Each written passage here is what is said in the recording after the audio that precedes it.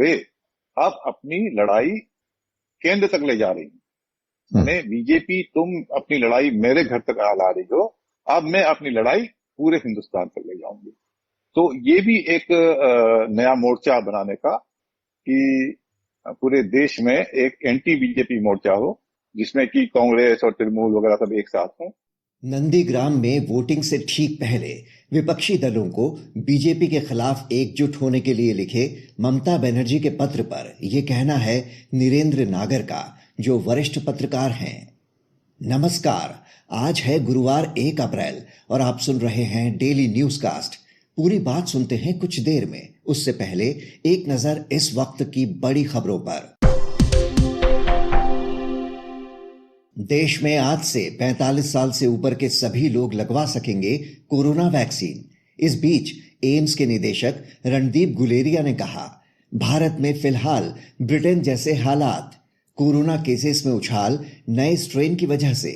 उधर फ्रांस में कोरोना की तीसरी लहर, राष्ट्रपति मैक्रों ने देश भर में लगाया लॉकडाउन। पश्चिम बंगाल और असम में आज दूसरे चरण का मतदान। बंगाल की 30 और असम की 39 सीटों पर होगी वोटिंग। बंगाल की सीएम ममता बनर्जी और बीजेपी की तरफ से लड़ रहे तृणमूल के बागी नेता शुभेंदु अधिकारी के बीच नंदीग्राम सीट पर हो रहे कड़े मुकाबले पर टिकी सबकी नजरें। केंद्र सरकार ने स्मॉल सेविंग स्कीम्स और पीपीएफ पर ब्याज दरों में की कटौती। 1 अप्रैल से पीपीएफ पर 7.1% की जगह 6.4% ब्याज मिलेगा। वरिष्ठ नागरिकों के लिए 5 वर्ष की बचत योजनाओं और किसान विकास पत्र पर भी ब्याज दर घटी। इशरत जहां कथित फर्जी मुठभेड़ मामले में 3 पुलिस वाले बरी। सीबीआई की विशेष अदालत ने कहा, इस रिपोर्ट को नकारा नहीं जा सकता कि इशरत लश्कर-ए-तैयबा की आतंकी थी। भारतीय वायुसेना की ताकत में इजाफा करने के लिए राफेल विमान की चौथी खेप पहुंची भारत। फ्रांस से 3 राफेल विमानों ने भरी उड़ान, बिना रुके पहुंचेंगे भारत। 5 राफेल जेट का एक पहला बैच पिछले साल जुलाई में मिला था। अब खबरें काम की। केंद्र सरकार ने पैन को आधार से लिंक कराने की समय सीमा 30 जून तक बढ़ाई। इसके बाद पैन से आधार लिंक न होने की स्थिति में भरना पड़ सकता है 1000 रुपए तक का जुर्माना। आज से लोगों के लिए खुला दिल्ली मेरठ एक्सप्रेसवे। उत्तराखंड जाने वालों को दिल्ली मेरठ हाईवे के लंबे जाम से मिलेगा छुटकारा। इस हफ्ते तय की जाएंगी टोल दरें। आज का सबसे बड़ा न्यूज पॉइंट है, ममता बनर्जी ने विपक्षी दलों को बीजेपी के खिलाफ एकजुट होने के लिए क्यों लिखा पत्र। पूरी तस्वीर समझने के लिए बात करते हैं वरिष्ठ पत्रकार नीरेंद्र नागर से। पश्चिम बंगाल की नंदीग्राम सीट ममता बनर्जी और कभी उनके खास रहे शुभेंदु अधिकारी के बीच नाक की लड़ाई बन गई है। ममता के लिए यह प्रतिष्ठा की लड़ाई बन गई है तो शुभेंदु के लिए राजनीतिक अस्तित्व की। 2007 के नंदीग्राम आंदोलन ने ही ममता को राजनीति के केंद्र में ला दिया था। लेकिन अब ऐसा क्यों है कि ममता बनर्जी को अपनी पूरी ताकत यहां लगानी पड़ रही है। नीरेंद्र नागर जी, इस सीट पर चुनाव से ठीक एक दिन पहले ममता बनर्जी ने देश के तमाम गैर बीजेपी नेताओं को पत्र लिखकर बीजेपी के खिलाफ एकजुट होने की अपील की है। नंदीग्राम में वोटिंग से ठीक एक दिन पहले लिखे इस पत्र का क्या मतलब समझा जाए? इसके 2 मतलब समझे जा सकते हैं। वो डिपेंड करता है कि आप किस धारा के साथ हैं। एक ये हो सकता है कि ममता बहुत कमजोर हो गई हैं और उनको विपक्ष का साथ चाहिए और खासकर इस सीट को जीतने के लिए चाहिए। दूसरा ये हो सकता है कि वे अब अपनी लड़ाई केंद्र तक ले जा रही हैं। मैंने बीजेपी तुम अपनी लड़ाई मेरे घर तक ला रही हो, अब मैं अपनी लड़ाई पूरे हिंदुस्तान तक ले जाऊंगी। तो ये भी एक नया मोर्चा बनाने का कि पूरे देश में एक एंटी बीजेपी मोर्चा हो, जिसमें कि कांग्रेस और तृणमूल वगैरह सब एक साथ हों। और ये न सिर्फ बंगाल में बल्कि पूरे देश में ऐसी राजनीति की जाए, ये इसकी ओर इशारा है। इसका मैं यह नहीं मानता कि लेफ्ट का सपोर्ट वो सीख कर रही हैं। हालांकि कुछ नेताओं ने पहले कहा था कि लेफ्ट को सपोर्ट करना चाहिए ममता को या तृणमूल कांग्रेस को। ऐसा मुझे अभी लगता नहीं है। ये इस सीट से इसको जोड़ के देखना उचित नहीं।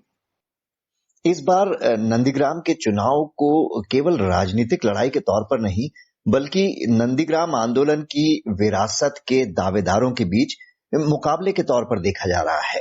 ममता बनर्जी ने नंदीग्राम में एक तरह से डेरा सा डाल लिया है, यहां तक कि बाकी जगहों पर वो फोकस भी नहीं कर पा रही हैं। तो इस सीट को चुनना मास्टर स्ट्रोक साबित होगा या मिस्टेक? मेरे ख्याल से ये मास्टर स्ट्रोक था। मास्टर स्ट्रोक इसलिए था कि जब शुभेंदु अधिकारी छोड़ के चले गए थे, उसके बाद कुछ और 10-15 एमएलए जो हैं वो छोड़ के चले गए, तब मैसेज ये जा रहा था कि बंगाल में तृणमूल की सरकार जाने वाली है। उनके जो वर्कर थे वे भी सोच रहे थे पता नहीं क्या हो रहा है, क्यों लोग छोड़ के जा रहे हैं। ऐसे में जब उन्होंने नंदीग्राम से लड़ने की घोषणा की तो एक तरफ से ये हो कि शुभेंदु ये क्या है, इसको तो मैं ऐसे ही मसल दूंगी टाइप का ये मैसेज वो देना चाहती थी। उस मैसेज का असर ये हुआ कि उसका जो वर्कर है वो जवान हुआ, एनर्जी आई उसमें। वो उसको लगा कि नहीं, ऐसा नहीं है कि हम हार रहे। अगर हार रहे होते तो ममता किसी सेफ सीट पे जाती। ऐसी सीट पर जहाँ शुभेंदु दूसरा सबसे बड़ा चैलेंजर खड़ा है वहां पर लड़ रही है, इसका मतलब कि अब लड़ाई होगी। और जो खेला होबे जो है, जो उन्होंने नारा दिया था, स्लोगन था, वो इसी का पार्ट है कि आप देखो क्या होता है। तो इसलिए चुनौती देके उन्होंने तृणमूल के कार्यकर्ताओं को बहुत ही उद्योषित कर दिया है। और इसका प्रमाण मैं आपको ये बताऊं कि जब शुरुआत में जनवरी में जब ओपिनियन पोल हुए थे एजीपी के, तब दो तरह के सवाल पूछे जाते थे। एक, आप किसको वोट देंगे, एक, आपके अनुसार कौन जीत रहा। रिजल्ट आता था 43% तृणमूल के वोटर हैं, 37% बीजेपी के वोटर हैं।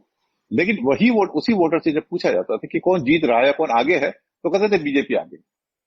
42% कहते थे बीजेपी आगे है और 37 या 33% तृणमूल आगे है।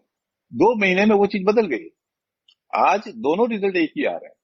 ओपिनियन पोल में भी यही आ रहा है कि हम तृणमूल को वोट देंगे, 42-43% को आ रहे हैं तृणमूल को वोट देंगे। और जीत कौन रहा है, तो वही 41-42% का रहे, तृणमूल जीत रहा है। तो ये जो अंतर आया है वो इसलिए आया है कि ममता बनर्जी ने नंदीग्राम से खड़े होने का फैसला किया। नंबर 2, जो ये 4-5 दिन जो यहाँ रुक गई हैं, उसका मतलब क्या ये है कि ममता को बीजेपी ने घेर लिया है, उसी कारण से वो दूसरी जगह प्रचार करने नहीं जा पा रही है। मेरे अनुसार ममता को प्रचार करने की उतनी जरूरत नहीं है, क्योंकि वो वहां पर यही बात कहती हैं, 2 बातें कहती हैं। एक तो अपना काम गिनाती हैं, दूसरा वे कहती हैं कि जो बाहर से लोग आए हुए हैं ये आपका वोट लूटना चाहते हैं। यही 2 बात के इर्द गिर्द वो सारी बातें कर और बाकी किरदारों की बात करती है। तो ममता को जो काम है, जैसे मैं आपको एक उदाहरण देता हूँ, हमारी एक मेड है, वो किसी रैली में नहीं गई, वो कुछ ज्यादा राजनीति जानती भी नहीं है। लेकिन जब मेरी पत्नी से बात की तो उसने कहा कि मैं दीदी को दूंगी, क्योंकि लॉकडाउन के दौरान 6 महीने उन्होंने हमको फ्री में खाना खिलाया, वरना हम भूखे मर जाते। तो ये जो काम है, ये ऐसा काम है। अगर मैं कहूँ स्वास्थ्य साथी कार्ड आपके लिए बन गया है, तो स्वास्थ्य साथी कार्ड जब बन गया है, मुझे मिल गया है, तो ये आपको मंच से कहने की जरूरत नहीं है, रैली में आने की जरूरत नहीं है, मुझे पता है कि मेरा कार्ड बन गया है। जैसे मेरे नोएडा में जहां मैं पहले 1 साल पहले था, वहां के जितने भी लोग थे वो बीजेपी सपोर्टर हैं।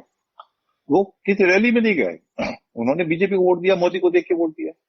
तो कहने का मतलब ये है कि ममता अगर कहीं प्रचार न करे या कम भी करे, अगर उनके काम का असर है, तो मुझे लग रहा है असर है, क्योंकि ओपिनियन पोल अगर 42-43% के पक्ष में बता रहा है और जो भी पिछले 10 साल से इसी के आसपास जा रहा है, तो निश्चित रूप से उनके काम के कारण ही होगा, सिर्फ किसी करिश्मा के कारण नहीं होता। मोदी ने काम किया तभी उनको 2019 में इतनी सीटें और इतना परसेंटेज वोट ज्यादा मिला।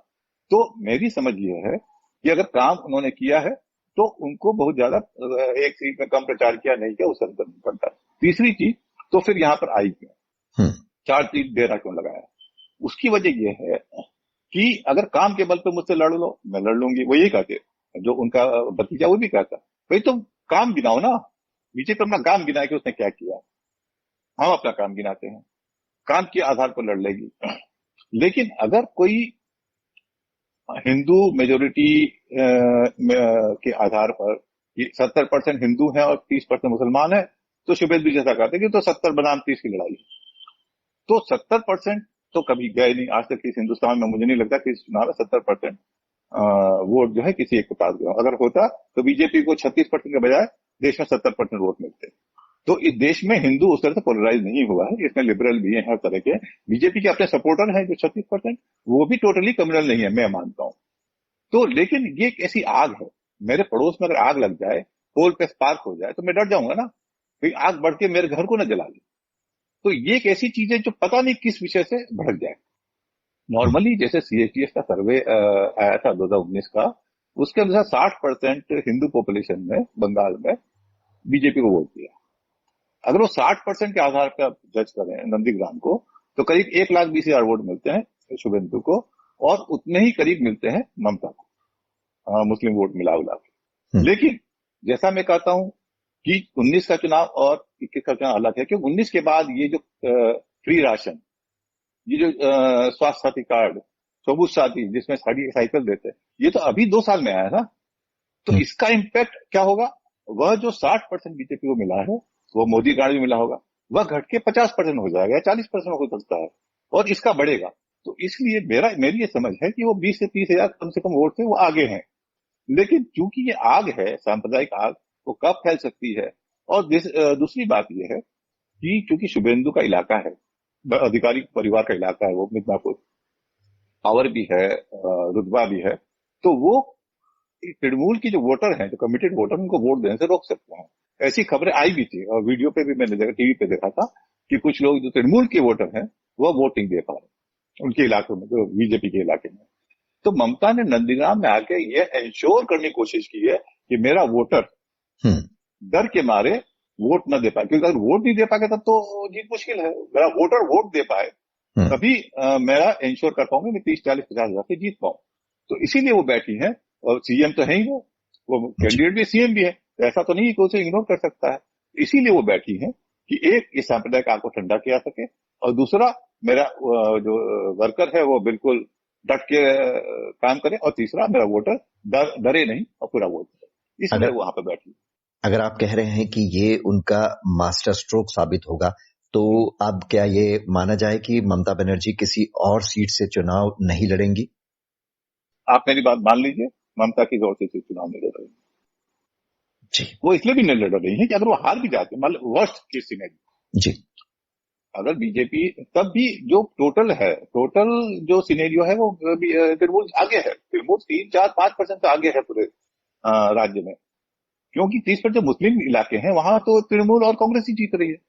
तो तृणमूल को टोटल 294 सीटों में से 60 सीटें पहले मिल चुकी हैं, 30 सीटें बाकी को मिल चुकी हैं।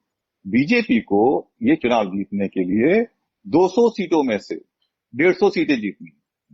आप समझिए, क्योंकि 1/3 तो छोड़ चुकी है, जहां उसका कोई चांस ही नहीं है। तृणमूल को उन बाकी 200 सीटों में से सिर्फ 100 सीटें जीतनी है।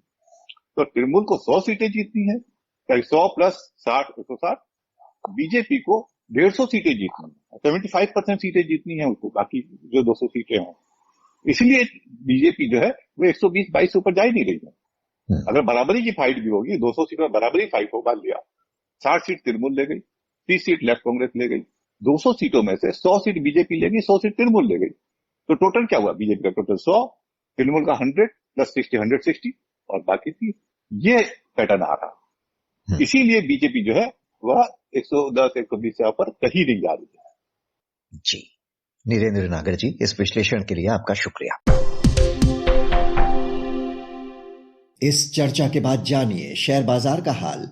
एशियाई बाजारों में मिले जुले रुख से हुई शुरुआत, लाल निशान से खुले यूरोपीय बाजार। वहीं पिछले कारोबारी सत्र में गिरावट के साथ बंद हुए थे सेंसेक्स और निफ्टी।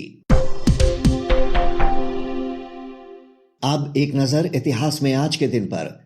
1582 में फ्रांस में इस दिन को मूर्ख दिवस के रूप में मनाने की हुई शुरुआत। 1793 में जापान में उनसेन ज्वालामुखी फटने से 53,000 लोगों की हुई थी मौत। 1935 में कोलकाता में हुई भारतीय रिजर्व बैंक की स्थापना। 1976 में स्टीव जॉब्स ने अपने दोस्तों के साथ मिलकर शुरू की एप्पल कंपनी। 2004 में गूगल ने जीमेल की शुरुआत की। बात करते हैं मौसम की। उत्तर भारत के मैदानी इलाकों में गर्मी से राहत मिलने के आसार। अगले 2 दिनों में 5 डिग्री तक गिरेगा तापमान। इस दौरान दिल्ली, यूपी और हरियाणा समेत कई राज्यों में धूल भरी आंधी चलने का अनुमान। अब बारी सुविचार की। अमेरिकी लेखक मार्क ट्वेन ने कहा था, अपने आप को खुश करने का सबसे अच्छा तरीका किसी और को खुश करने की कोशिश करना है। तो ये था आज का डेली न्यूज कास्ट, जिसे आप सुन रहे थे अपने साथी अक्षय शुक्ला के साथ। बने रहिए नवभारत गोल्ड पर। धन्यवाद।